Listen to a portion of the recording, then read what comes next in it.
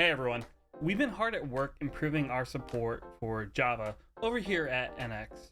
And to do this, we wanted to see what the experience would be like for building a Java app and then incorporating that into an existing monorepo. So let's take a look at what we have. Here we just have a simple Java app that's built using Spring Boot, and it's a REST API for working with an e-commerce front end. If we check out the app itself, we can see we got all of our endpoints. We got some versioning going on in here. We can actually go ahead and say, let's go check out API, products, and we can get a list of all the products that we have available to us. In another repo, we have the front end for the app itself, which is just a simple React app. You can go and see the list of products available. We can log in, start adding things to our shopping cart, and we can even start to mimic a checkout experience. Now I have these two apps running, the React app running through the Nx CLI, and then the Java app running through IntelliJ, but it would be better if I could coordinate this process so that way I could just run one command and start off the dev server for the front-end app and also the back-end app at the same time. So to do this, we're going to make use of the Nx Gradle plugin, so that way we can migrate our Java app over to our existing monorepo. So let's start off by importing this app using the nx import command. We're going to give it the local file path, which is up one directory, backend, and then we're going to import the main branch. Which directory do we want to import into this workspace? We're going to import the whole entire thing since it's only a single module Java project. So let's go ahead and import that. And then where should this code be imported to? Let's create a new directory here. We're going to call it apps, and we'll just say Java backend. Now NX is going to go ahead and try to import all this, and it's also going to go ahead and make sure that we have the Git history applied to this project. It's detected that we are inside of a Java project and that we have Gradle files present, and it would like to suggest some plugins for us. In this case, we have the Nx Gradle plugin suggested. So let's go ahead and hit space to select it, and then we're going to hit enter. And would we like to start using Nx in our package JSON scripts? We're going to select no for this just for now. And it's going to install all the dependencies for that Nx Gradle plugin. Now let's just open up our editor and just double check that we have everything in here. We can see we got the React front end and then the Java backend app in here. So our import was successful. So let's go ahead and verify that we have everything set up here. We'll go back to our terminal and we're just going to run nx graph. Now it's going to start up our graph, and we're going to click show all projects, and we can see that we have the React front end here and that we have the Java backend here. Let's go ahead and take a look at this, and we can see we have our boot run to start actually running the application, our main build task that with all of the available targets for this, and then everything else in here is mostly just Gradle configuration for actually setting up our project. We don't really need to worry about it too much. We really just want to worry about this boot run command over here.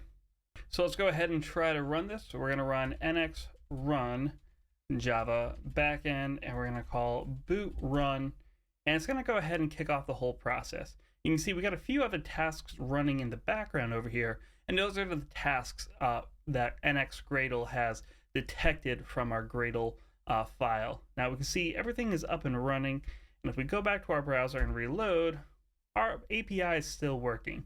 So everything is working as intended. So this is great. Now our backend might be up and running, but we don't have the front end running as well. So let's fix that. We're going to come over here and we're going to exit out of the terminal, and we're going to open up the package JSON for our React front end. And for this, we're going to start adding a new key here. We're going to add this NX object. And then inside this, we're going to add a targets with a target task of dev. So every time we run React front end dev, we want to be able to actually run another task as well. So we're going to give it a depends on, and this is going to run the Java backend boot run command for us. Let's save, go back to our terminal, and we're going to start to run the React front end. So let's run nx run React front end dev. And we're going to see that we have both the dev server for our Java project and the dev server for our React front end up and running. We get a nice little UI and split panes from the new TUI inside of the Nx CLI. If we go back over to our React app, we can see that we have our app up and running. We can still check out all of the different products. And let's try to log in real quick. Cool, so everything is working as expected. We can add some smartphones to our shopping cart, and then we can start to try to check out. So our app is up and running, and we have React running alongside of a Java backend, which is really great.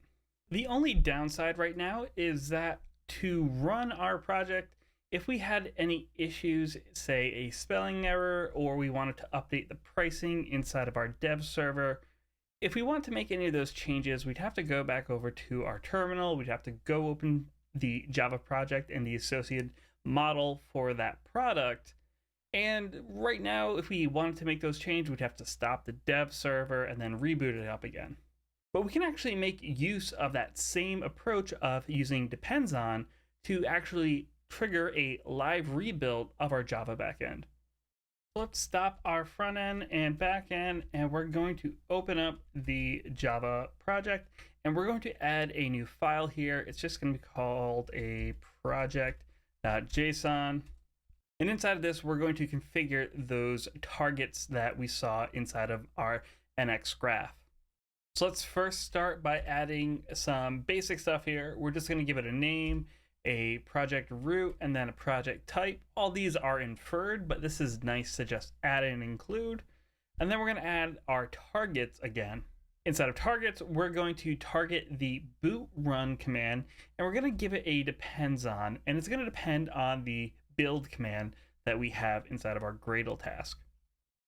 Now, the build command, we're also going to target this as well and start to modify this. First off, we're going to mark it as continuous. So that way Nx knows that this is going to be a long-lived process. And then inside of this, we're going to add some options, and we're going to pass the argument of -- continuous. Now, is this the same continuous as our Nx continuous?